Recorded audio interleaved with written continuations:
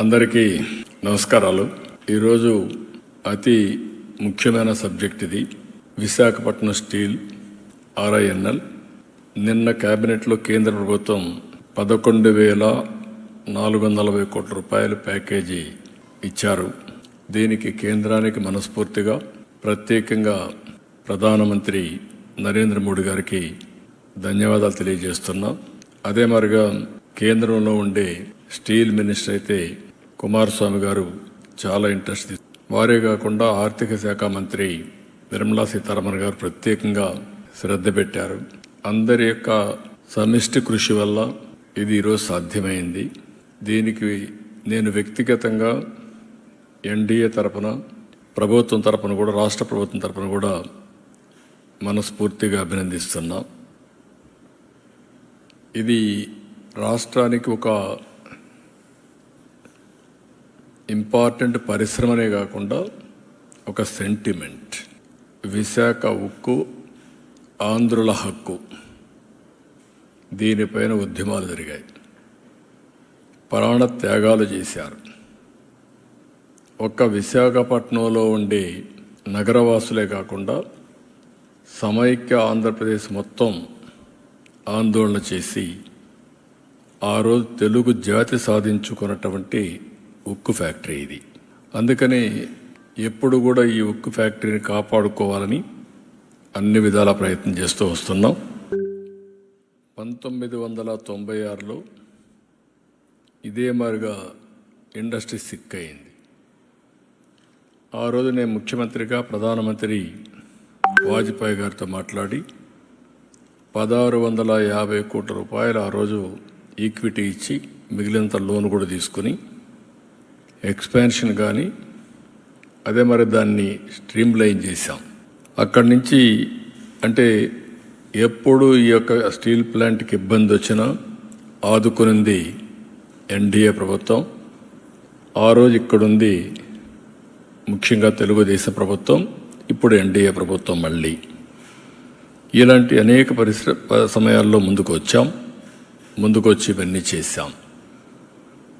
గడిచిన 5 సంవత్సరాల్లో పూర్తిగా నిర్లక్ష్యం చేశారు. దానివల్ల కూడా చాలా ఇబ్బంది వచ్చింది. ఎన్నికల సమయంలో హామీ ఇచ్చాం. అదే సమయంలో ఈ స్టీల్ ప్లాంట్ని కాపాడుతామని చాలా స్పష్టంగా చెప్పి నేను ముఖ్యమంత్రి అయిన వెంటనే దీని మీద శ్రద్ధ పెట్టాం.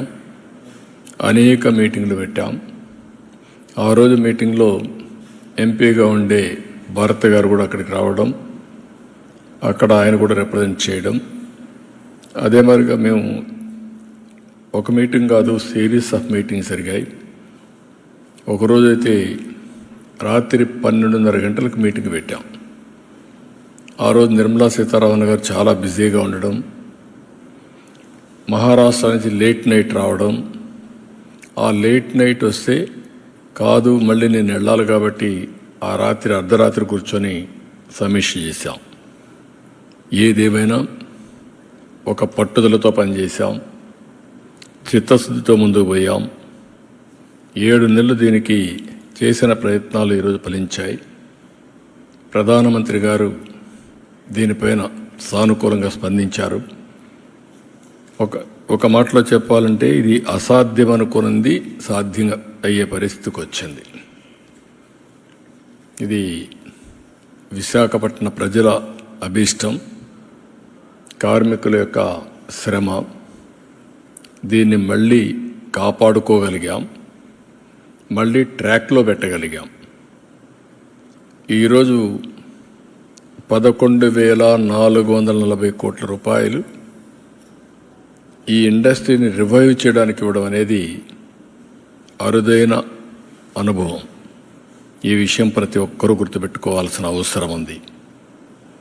అదే సమయంలో నేను విశాఖపట్నంలో పనిచేసే కార్మికులకు అందరికీ విజ్ఞప్తి చేస్తున్నా, మనందరి బాధ్యత, మన మీద పెట్టుకున్న నమ్మకాన్ని మనం కాపాడుకోవాల్సిన బాధ్యత మన మీద ఉంది. నేను ఆ రోజు కూడా చాలాసార్లు చెప్పాను, ఈ ఫ్యాక్టరీని మళ్ళీ రివైవ్ చేస్తాం, మంచి ప్రొఫెషనల్ మేనేజ్మెంట్ పెట్టుకుంటాం, దీనికి కావలసిన వనరులన్నీ కూడా ఐరన్ ఓర్ అవన్నీ కూడా ఏ విధంగా సమీకరించాలో సమీకరించుకుంటాం. ఎన్ఎండిసి ఏ విధంగా చేయాలని అన్ని వర్కౌట్ చేస్తాం. వర్కౌట్ చేసి దీన్ని ఒక బలమైన సంస్థగా తయారు చేయడానికి ముందుకు పోతారు ఒక హామీ ఇచ్చాం. 20,000 ఎకరాలు ల్యాండ్ ఉంది, పెద్ద ఆస్తిది. ఎక్కడ ఏ స్టీల్ ప్లాంట్ కూడా ఇంత పెద్ద ల్యాండ్ ఉండడం ఎక్కడా జరగలేదు. విలువైన ల్యాండ్ ఉంది.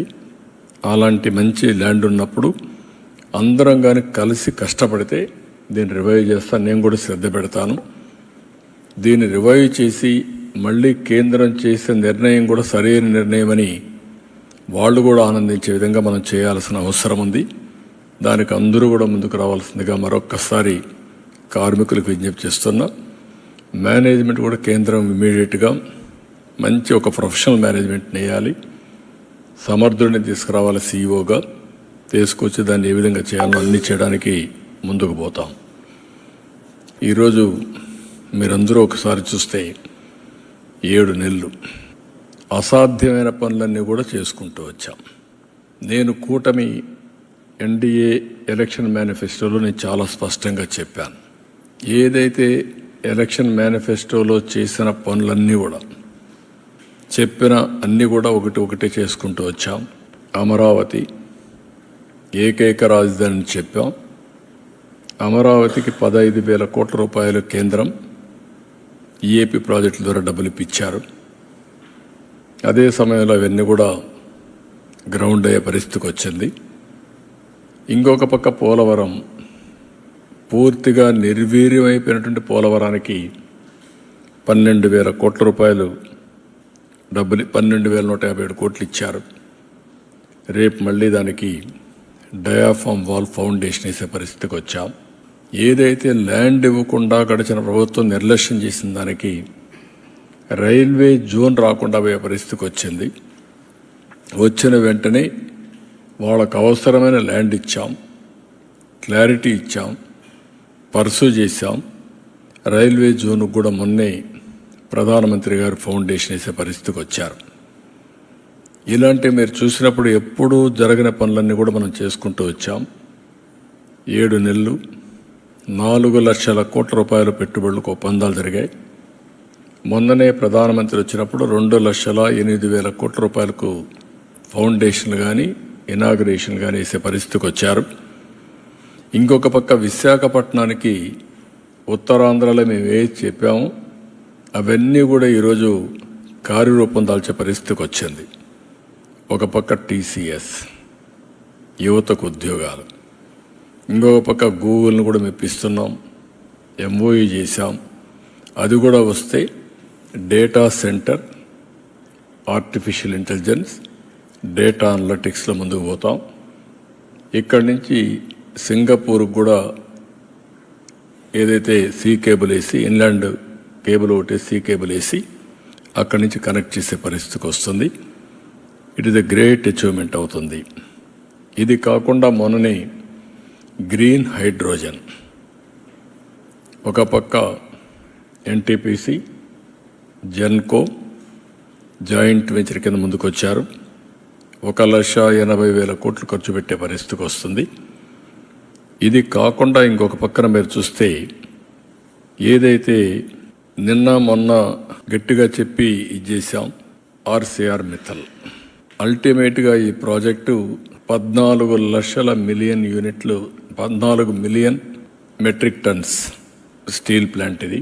దీనికి కావలసిన ఐరన్ ఓర్ అయితే గవర్నమెంట్ ఆఫ్ ఇండియాను ఒప్పించాం. ఫేజ్ 1లో 7 మిలియన్ మెట్రిక్ టన్నుల ఐరన్ ఓర్ ఇవ్వడానికి ఒప్పుకున్నారు. అది కూడా పిట్ హెడ్ దగ్గర పైపులు వేసి స్లర్రీ రూపేణ తీసుకొస్తున్నారు. ఇది నక్కపల్లి దగ్గర తొందరలోనే ప్రారంభం అవుతుంది. ఈరోజు రేపు ఎంఓయూ చేస్తున్నాం. ఆ ఎంఓయూ అవుతానే పని కూడా ప్రారంభిస్తారు. ఒక స్టీల్ సిటీ వస్తుంది. ఒక పక్క గూగుల్ మొత్తంగా డేటా సెంటర్ రావడం, ఇంకొక పక్కన మీరు చూస్తే ఆర్సీఆర్ మిత్తల్ ఈ ప్రాజెక్ట్ వస్తే విశాఖపట్నం, అనకాపల్లి మొత్తం కలిసిపోయే పరిస్థితి వస్తుంది. One of the best project ఇది కూడా రాబోతుంది. ఇవి కాకుండా ఇంకొక పక్కన మీరు చూస్తే ఓర్వకల్లో 2786 కోట్లతో ఇండస్ట్రియల్ స్మార్ట్ సిటీకి ముందుకు పోయాం. కొప్పర్తిలో ఇండస్ట్రియల్ స్మార్ట్ సిటీకి 2137 కోట్లు అక్కడ కూడా మొన్నే శాంక్షన్ అయింది. ఇంకో పక్క నక్కపల్లిలో ఈ స్టీల్ సిటీయే కాకుండా 14,000 కోట్ల పెట్టుబడులతో ఒక ఫార్మా సిటీ వస్తూ ఉంది, బల్క్ డ్రగ్ పార్క్ వస్తుంది. దీనివల్ల ఒక 70,000 మందికి ఉద్యోగాలు వచ్చే పరిస్థితికి వస్తాయి. ఇలాంటివన్నీ కూడా మీరు ఒకసారి చూసినప్పుడు ఇంకొక పక్కన మీరు చూస్తే ఒక 55,000 కోట్ల రూపాయలతో నేషనల్ హైవేస్ అన్నీ కూడా రాబోయే 2-3 సంవత్సరాల్లో పూర్తి చేస్తున్నాం. ఇది కాకుండా ఔటర్ రింగ్ రోడ్డు ఉంది, అది కూడా వస్తే నేను వారిని కోరింది ఏంటంటే 8 లేన్ రోడ్డుకే శాంక్షన్ చేయమన్నాం. అట్లా కాకుండా ఇప్పుడు మనం ఏదైతే ల్యాండ్ ఎక్విజిషన్ చేస్తున్నా ఒకటేసారి చేయాలని ఇప్పుడు గట్టిగా చెప్పాను. అది వస్తే అది కూడా అవుతుంది. ఇది కాకుండా ఇంకొక పక్కన మీరు చూస్తే అనేక టూరిజం ప్రాజెక్ట్స్ కూడా సూర్యలంక, శ్రీశైలం, రాజమహేంద్రవరం, సంగమేశ్వరాలయం ఇక్కడంతా కూడా 400 కోట్లతో ఒక టూరిజం కారిడార్ కూడా ఒప్పుకొని ముందుకు పోతున్నారు. ఇవన్నీ చూసినప్పుడు నేను మొన్న అందుకే మీటింగ్లో చెప్పాను, డబుల్ ఇంజన్ సర్కార్, డబుల్ ఇంజన్ గ్రోత్. ఎగ్జాక్ట్గా అదే జరుగుతూ ఉంది. ఇప్పుడు ఈ ఇయర్ జిఎస్టిపి గ్రోత్ రేట్ కూడా నిన్నే అనౌన్స్ చేశాను, 12.94%, 12.94%. ఇది 15% పైన తీసుకెళ్లాలని. 7.5 నుంచి 15% తీసుకెళ్తే 2 టైమ్స్ అభివృద్ధి చేయగలిగితే కన్సిస్టెంట్గా 2047కి 4.5 టైమ్స్ పర్ క్యాపిటా రాష్ట్ర సంపద పెరిగే అవకాశం ఉంటుంది. ఇది ఒక వినూత్నమైనటువంటి ప్రయోగం. ఒక మాటలో చెప్పాలంటే అది ఒకటే సంపద సృష్టించే మార్గం. ఈరోజు కేంద్రం అన్ని విధాల ముందుకొచ్చి ఈ ప్రాజెక్టులన్నీ స్టార్ట్ చేయడం జరిగింది. ఒక పక్క మనం చేయాల్సిన ప్రయత్నాలు మనం చేస్తున్నాం. ఒక పక్క నేను చాలాసార్లు చెప్పాను, అభివృద్ధి సంక్షేమం రెండు కూడా పేర్లలుగా తీసుకెళ్తామని. అభివృద్ధి జరగాలి, డెవలప్మెంట్ వల్ల సంపద సృష్టించబడుతుంది, సృష్టించిన సంపద వల్ల ఆదాయం పెరుగుతుంది, పెరిగిన ఆదాయం వల్ల మళ్ళా కొంత డబ్బుల్ని అభివృద్ధి ఖర్చు పెట్టి ఎక్కువ డబ్బుల్ని మన సంక్షేమానికి ఖర్చు పెట్టే పరిస్థితి వస్తుంది. ఇది ఒకటే మార్గం, పేదరిక నిర్మూలన. అదే మరి ప్రజల్ని ఎంపవర్ చేయడం, దానికి నాంది పలికాం. చాలా సంతోషం. 9-7 నెలల్లో మేము అనుకున్న ప్రయత్నాలన్నీ 1 by 1 సఫలీకృతం అవుతున్నాయి. ఇది ఒక విధంగా చెప్పాలంటే అసాధారణం అనుకున్నటువంటి కార్యక్రమాలను చేపట్టాం. 7 నెలలకు మునుపు ఎటు చూసినా చీకటి. నాకు ఆ రోజు చూసి నేను చాలాసార్లు మీ అందరికీ చెప్పాను, నేను 4వసారి ముఖ్యమంత్రి, 3 సార్లు నాకు ఇన్ని ఇబ్బందులు కనిపించలేదు. ఎటు చూసినా విధ్వంసమైన వ్యవస్థలు, ఆర్థికంగా ఎలాంటి వెసులుబాటు లేని ఆర్థిక వ్యవస్థ, అన్ని వ్యవస్థల్లో డబ్బులన్నీ కూడా ఎక్కడికక్కడ డైవర్ట్ చేసి మిస్యూజ్ చేసి కనీసం కేంద్ర పథకాలు కూడా నిర్వీర్యమైపోయినాయి. ఇప్పుడు అవన్నీ కూడా లైన్లో పెడుతున్నాం. ఇంకొక 4-5 నెలల్లో ఇవన్నీ లైన్లో పెట్టి మళ్ళీ గాడి తప్పిన పరిపాలన ఘాట్లో పెట్టడమే కాకుండా ఏ విధంగా ముందుకు తీసుకుపోవాలో తీసుకుపోతాం. ఇన్వెస్టర్స్లో కూడా ఒక నమ్మకాన్ని కలిగించాల్సిన అవసరం ఉంది. ఇప్పటికీ ఒక నమ్మకాన్ని కలిగిస్తున్నాం, ఇంకా నమ్మకాన్ని కలిగించాలి. ఆ నమ్మకాన్ని కలిగించి మళ్ళీ 20 లక్షల ఉద్యోగాలు కల్పిస్తా ఉన్నాం. ఒక పక్క ఉండే ఉద్యోగాల్ని కాపాడాలి. అదే విశాఖపట్నం స్టీల్ ప్లాంట్లో మీరు చూస్తే దగ్గర ఈ స్టీల్ ప్లాంట్ కానీ సిక్ అయితే చాలా సమస్యలు వస్తాయి. కాబట్టి ఒక పక్క దీన్ని కాపాడుకుంటూనే ఇంకొక పక్కన 20 లక్షల ఉద్యోగాలకు ఏమేమి కావాలన్నా అవన్నీ వర్కౌట్ చేస్తున్నాం. ఇవన్నీ కూడా రాబోయే రోజులు ఇంకా మెరుగైన ఫలితాలు వస్తాయని చెప్పి తెలియజేస్తూ కేంద్రాన్ని ప్రత్యేకంగా ప్రధానమంత్రి గారికి అభినందనలు, ధన్యవాదాలు.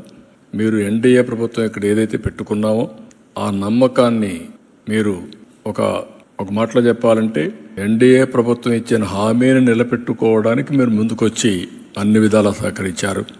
దానికి అభినందనలు, ధన్యవాదాలు. Thank you. స్టీల్ ప్లాంట్ ప్రవీకరణ సమస్య రాదు. ఇప్పుడు రివైవల్ ప్యాకేజ్ ఇచ్చినాక మనం చేయాల్సిన పని, దీన్ని ఏదో ఇచ్చారు కాబట్టి మేము మా ఇష్ట ప్రకారం చేస్తామంటే ఎవరైనా సరే హెల్ప్ చేస్తారు. నేను అందుకే చాలాసార్లు చెప్తున్నాను, కేంద్రానికి చాలా రాష్ట్రాలు ఉన్నాయి. ఆంధ్రప్రదేశ్లో మనకు ఒకే స్టీల్ ప్లాంట్. మనం కూడా కష్టపడకుండా దీన్ని రివైవ్ చేయకుండా అడుకొక్కసారి మీరు చేయాలి అని చేస్తే ఇది tax payers money. Tax payers money సమర్థవంతంగా మనం ఉపయోగించుకోవాలి. కేంద్రం చేసే నిర్ణయాలు కానీ, ప్రాపర్ సీఈఓని పెట్టడం కానీ, అందరూ కలిసి సమర్థవంతంగా పనిచేయడం కానీ ఈరోజు మీరు చూశారు. ఆర్సీఆర్ మిత్తల్ 14 మిలియన్ మెట్రిక్ టన్నులతో స్టీల్ ప్లాంట్ పెడతానంటున్నాడు. 1,50,000 నుంచి 1,70,000 కోట్ల రూపాయలు అవుతుంది. ఒక స్టీల్ సిటీయే కడతా ఉంటున్నాడు. ఇది ఎంత మొత్తం కలిసి 2 మిలియన్ 3 మిలియన్ అనుకుంటాను. టోటల్ ఇన్స్టాల్డ్ కెపాసిటీ 7.3 మిలియన్ యూనిట్లు. ఇప్పటి వరకు 3నే రన్ అయ్యేది. ఇప్పుడు రెండు ఫర్నేసులు రన్ అవుతుంది. మొన్న 1,600 కోట్లు ఇచ్చిన తర్వాత 2 ఫర్నేసులు, అంత మునుపు ఒకటి కూడా లేదనుకుంటా. కొన్ని రోజులు ఆగిపోయింది. షట్ డౌన్ చేసే పరిస్థితికి వచ్చినప్పుడు 2 చేసి అక్కడి నుంచి స్టార్ట్ చేశారు. ఆ 1,650 కోట్ల రూపాయలు ఇమీడియట్గా ఇచ్చారు. కాబట్టి మళ్ళీ ఐరన్ ఓర్ అప్పిప్పించారు. రాష్ట్ర ప్రభుత్వం కట్టవలసిన పవర్ ఛార్జెస్ కూడా మేము అడగకుండా వాయిదా వేసుకుంటూ వచ్చాం. నెలకు 80 కోట్ల రూపాయలు పవర్ ఛార్జెస్ అవుతాయి. ఈ 4-5 నెలలు వాళ్ళు కట్టడం లేదు. నీటి ఛార్జీలు కూడా కట్టడం లేదు మున్సిపాలిటీకి. అది కూడా వాయిదా వేసాం. ఇంకా ఎప్పటి వరకు వాయిదా వేయాలని చూడాలి. కేంద్రం ఏ విధంగా వస్తారు. మేము కూడా సిద్ధపడ్డాం. ఎందుకు సిద్ధపడ్డాం? అక్కడుండే ఎంప్లాయ్మెంట్ దెబ్బతినకుండా ఉండాలని సిద్ధపడినప్పుడు అక్కడ ఉండే ఎంప్లాయీస్ కూడా, ఎంప్లాయీసే కాదు, మేనేజ్మెంట్, ఎంప్లాయీస్, కేంద్రం, రాష్ట్రం బాధ్యతతో ప్రవర్తించాలి. పబ్లిక్ మనీని మిస్యూజ్ చేయడానికి మనకి ఎవరికి ఆ రైట్ లేదు. సిక్ అవుతుంది, ఎప్పుడు ఇట్నే ఉంటుంది, మేము ఇట్నే రన్ చేస్తాం, మీరు ఇవ్వాలి, ఇది మా రైట్, అది కరెక్ట్ కాదు. మనం దాన్ని ఒక సెంటిమెంట్, ఆ సెంటిమెంట్ చెప్పాం. ఆ సెంటిమెంట్ చెప్పి తెచ్చిన తర్వాత దీన్ని మాట కూడా ఇచ్చాం. మేము ఏమని ఇచ్చాం? దీన్ని రివైవ్ చేస్తాం, మేము సహకరిస్తామని. అందరూ కూడా సహకరించాలి. సహకరించి దీన్ని రివైవ్ చేయాల్సిన బాధ్యత మనందరిపైన ఉంది. ఉద్యమాలు చేయడం కాదు, ఉద్యమాలు జయప్రదమైనాయి. ఇప్పుడు మనం అనుకుని సాధించిన తర్వాత ఉద్యమ స్ఫూర్తితో పనిచేయాలి ప్రతి ఒక్కరు కూడా. ఒక్క ఎంప్లాయీస్ పనిచేస్తేనే సాధ్యం కాదు. మేనేజ్మెంట్ సరిగా లేదనుకోండి, ఉద్యోగస్తులు పనిచేసే లాభం ఏంటి? మిస్మేనేజ్మెంట్ ఉంటే. కాబట్టి ఇక్కడ పెట్టాల్సింది సమర్థవంతమైన మేనేజ్మెంట్ తీసుకురావాలి, నిర్వహణ సమర్థవంతంగా చేయాలి. దేశంలో ఇదేం కొత్త కాదు. 300 మిలియన్ మెట్రిక్ టన్నులు స్టీల్ ప్లాంట్స్ రావాలని చెప్పి ప్రధానమంత్రి గారు కోరుకుంటున్నారు. అలాంటప్పుడు 7.3 ఇది. పక్కనే మనకు ఒక 14 మిలియన్ మెట్రిక్ టన్నులు స్టీల్ ప్లాంట్ వచ్చే పరిస్థితి వస్తుంది. ఇవన్నీ వచ్చినప్పుడు మీలో కూడా ఆ స్పిరిట్ రావాలి, ఆ స్ఫూర్తి రావాలి.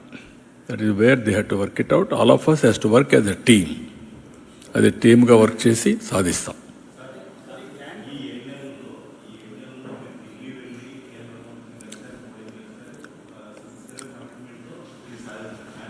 గవర్నమెంట్లో ఆ ఇష్యూ వచ్చినప్పుడు దీన్ని పెద్దగా పట్టించుకోకపోవడం వల్లే కదా సార్ ఈ ఇష్యూ. నేనేమంటానంటే ఒక్కొక్కరు కొన్ని ప్రాధాన్యతలు ఉంటాయి. తెలుగుదేశం పార్టీ ఎన్డీఏలో మేము ముగ్గురం కలిసిన తర్వాత, ఇక్కడ ప్రజలు నమ్మి మాకు ఓట్లు వేసిన తర్వాత మేము ఇచ్చిన హామీలు ఒక్కొక్కటే నిలబెట్టుకుంటూ ముందుకు పోతున్నాం. అందులో ప్రధాన హామీ RINL రివైవల్.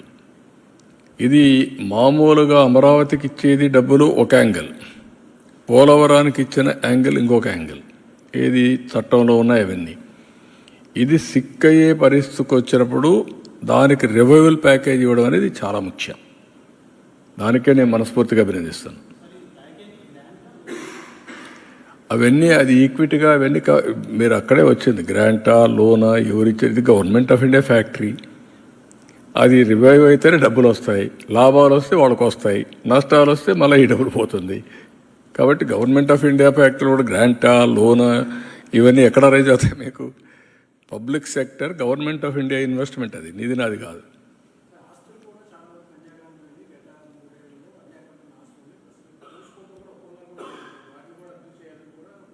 ఏది ఆ కొరియన్ స్టీల్ కంపెనీ గురించి గతంలో న్యూస్ వచ్చింది. ఇప్పుడు అవన్నీ అయిపోయినాయి కదా. ఇప్పుడు ఈ ప్యాకేజ్ ఇచ్చినాక అవన్నీ ఏమున్నాయి? ఇంకా మనం అన్నిటికీ ఫార్మాలిటీస్కి పోయి లేనిపోయిన ప్రాబ్లమ్స్ తెచ్చుకోవడం కంటే ఇచ్చిన అవకాశాన్ని సద్వినియోగం చేసి నేర్చుకోవాలి. పాజిటివ్ థింకింగ్ నేర్చుకోవాలి. రేపు అందుకే స్వచ్ఛ భారత్ పెట్టా మీ అందరికీ పెట్టింది. ముందు మైండ్ మార్చుకోమంటున్నా. మీ స్వచ్ఛత మైండ్లో నుంచి ప్రారంభం కావాలి. తర్వాత మీ బాడీలో నుంచి ప్రారంభం కావాలి. మీ ఇంట్లో నుంచి ప్రారంభం కావాలి. మీ పరిసరాల్లో చేయాలి. తర్వాత మీరు పనిచేసే ప్లేస్లో స్టార్ట్ కావాలి. అప్పుడే స్వచ్ఛత వస్తుంది. మన ఆలోచన బుర్రగానే చెడిపోయింది అనుకో, ఎంత చూపైన రంధ్రాలు ఎట్ట పెట్టాలని ఆలోచిస్తే రంధ్రాలే కనపడుస్తాయి. అది మానేయండి. ఇక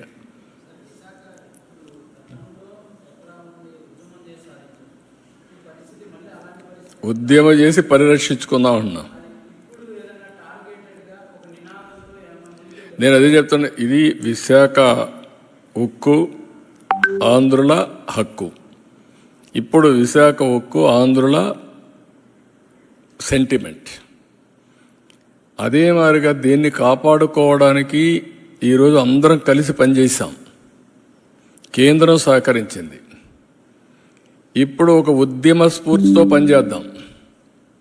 ఎక్కడ తప్పు జరిగినా కరెక్ట్ చేద్దాం. కరెక్ట్ చేసి ప్రైవేట్ వాళ్లే కాదు పబ్లిక్ సెక్టర్లో కూడా సంపద సృష్టించగలదా నిరూపిద్దాం. మనమేమి, అందుకే నేను చాలాసార్లు చెప్పాను, దీన్ని ఏ విధంగా చేయాలన్న అవసరమైతే ఇంకా దీన్ని ఎట్లా ముందు తీసుకుపోవాలని ఆలోచిద్దాం.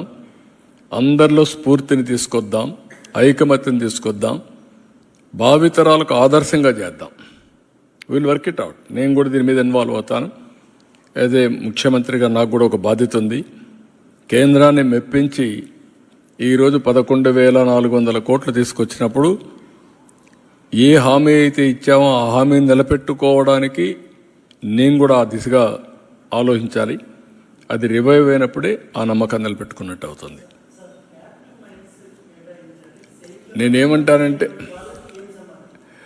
ఎవ్వరికి సమాధానం అంటే ఇప్పుడు గవర్నమెంట్ ఆఫ్ ఇండియాలో ఏమైందంటే మన రాష్ట్రంలో ఉండే ప్రాజెక్టు కూడా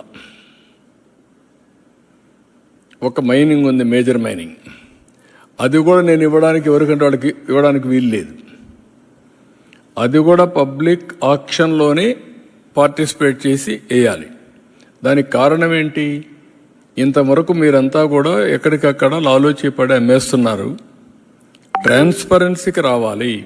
ఆ ట్రాన్స్పరెన్సీ రావాలంటే ఓపెన్ ఆక్షన్ వేస్తేనే ఎవరు కావాలంటే వాళ్ళు పాడుకోవచ్చు. ఇప్పుడు ఆ ఓపెన్ ఆక్షన్లో ఎవరు పాడుతున్నాం? NMDC, even mining corporation of Andhra Pradesh, private, public అందరూ పోటీ పడుతున్నారు. పోటీ పడి మళ్ళీ వీళ్ళకి మైన్ ఇస్తున్నారు. ఇప్పుడు మీరు చెప్పినట్టు కేంద్రంలో 11,400 కోట్లు ఎవరి డబ్బులు? ఇది కేంద్రం డబ్బులే కదా. ఏదో ఒక విధంగా మీకు డబ్బులు ఇచ్చారు కదా. దానికి దీనికి సంబంధం ఏంటి? ఒక పాలసీ పెట్టుకున్నప్పుడు ఆ పాలసీని చేస్తున్నప్పుడు కాదు నా కోసమే పాలసీ మారుస్తామంటే ఎక్కడ మారుస్తారు? వాళ్ళు ఇది ఇప్పుడు వచ్చింది కాదు, సమర్థవంతంగా పనిచేయడం కోసం ఒక పాలసీ తీసుకున్నారు. ఇప్పుడు RCR మిత్తలు పెట్టాడు. వాళ్ళకు కూడా ఓపెన్ మార్కెట్ ప్రకారమే ఇస్తున్నారు. ఆ ఓపెన్ మార్కెట్లో ఏ ఐరన్ ఓర్ అయితే ఇస్తారో అది కూడా వీళ్ళకి ఇస్తారు. ఎందుకు మనం కంపీట్ చేయకూడదు? మనకు 20,000 ఎకరాలు మీకు ఫ్రీగా ఇచ్చాం. ఎప్పుడో పెట్టిన ప్లాంట్ ఇది. ఎందుకు మనం వాళ్ళతో పోటీ పడలేం? ఎందుకు కంపీట్ చేయలేం? That is the spirit you have to take. వాళ్ళకేది ఫేవరబుల్గా ఇవ్వడాలి కదా ఐరన్ ఓర్. వాళ్ళకు అట్లా ఇస్తారు, మనకు అదే ఇస్తున్నారు. ఇచ్చినప్పుడు సేమ్ రేటుకు వచ్చినప్పుడు ఎందుకు మనం కంపీట్ చేయకూడదు అంటాను నేను. కంపీట్ చేయాలి. That is where I'm asking.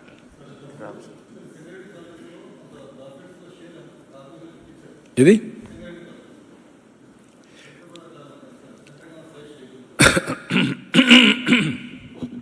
చాలా మోడల్స్ ఉన్నాయి.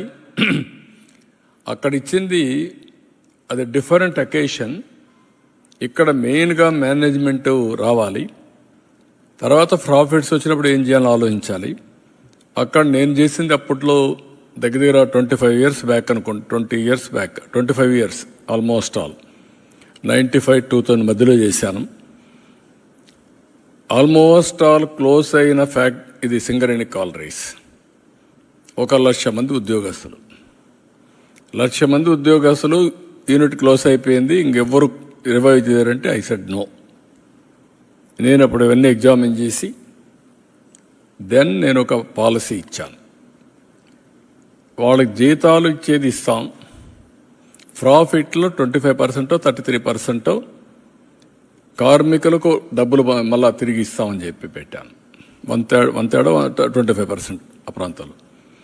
దాంతో స్పిరిట్ పెరిగింది, బాధ్యత వచ్చింది, మంచి ఎండీలు వేశాను, లాభాలు వచ్చాయి. అక్కడి నుంచి రివైవ్ అయింది. ఈరోజు సింగరేణి కాలరీస్ ఒక బలమైన వ్యవస్థగా తయారయ్యే పరిస్థితి వచ్చింది. ఆ ఒక్క నిర్ణయం, ఆ నిర్ణయంలో లాభాలతోనే కాదు, లాభాలు తీసుకొచ్చే మేనేజ్మెంట్ ఇచ్చాం, స్ట్రెంగ్త్ని ఇచ్చాం, మానిటర్ చేశాం. అందుకే మీరు ఒక జ్ఞాపకం పెట్టుకోవాల్సింది, ఒకసారి యాక్సిడెంట్ అయింది. నేను సింగరేణి కాలరీస్కి వెళ్ళాను. మా సెక్యూరిటీ అన్నారు మీరు లోపల పోవడానికి లేదని, అండర్ గ్రౌండ్ మైన్. నేను ఎక్కడైతే యాక్సిడెంట్ జరిగిందో అక్కడ దాకా పోయాను. మా వాళ్ళు అబ్జెక్ట్ చేశారు. ఐ సెడ్ నో, లేదు సార్ లూజ్గా ఉంది, ఏదైనా పడిపోతుందేమో, మీ లైఫ్ ఈజ్ ఇంపార్టెంట్, మీ సెక్యూరిటీ ఈజ్ ఇంపార్టెంట్ అని చెప్తే ఐ సెడ్ నో. నేను కాన్ఫిడెన్స్ క్రియేట్ చేయాలి నా వర్కర్స్కి. వెళ్తానని చెప్పి వెళ్ళి చూసి బయట వచ్చిన తర్వాత ఫస్ట్ టైం ప్యాకేజ్ ఇచ్చాను. అంతవరకు ఎవ్వరు ఇవ్వాలి. అప్పట్లోనే 25 lakhs ఇచ్చాను. That is how we revived. కాబట్టి ఇవన్నీ కూడా ఒక నమ్మకాన్ని కల్పించే అడ్మినిస్ట్రేషన్ కార్మికుల్లో కానీ అందరిలో ఇచ్చాం. అదే మరి దీనికి కూడా ఇంకా ఇన్నోవేటివ్ పాలసీస్ ఉంటే will work it out all policies చేసి ఫైనల్గా యా అన్ని ఆల్మోస్ట్ ఆల్ మీరు చూస్తే అన్ని నిర్ణయాలు కూడా ఈ 6-7 నెలల్లో నిరాశ నిస్పృహల మధ్యలో కొట్టుకుంటున్నట్టు మనకి ఒక ఆశాజనకంగా కొన్ని నిర్ణయాలు వచ్చాయి. ఇది విశాఖపట్నం రైల్వే జోన్ అన్నీ కూడా ఇంకా రాబోయే రోజులు కూడా ఇంకా సాధించాల్సి చాలా ఉంది. Will work it out. Thank you.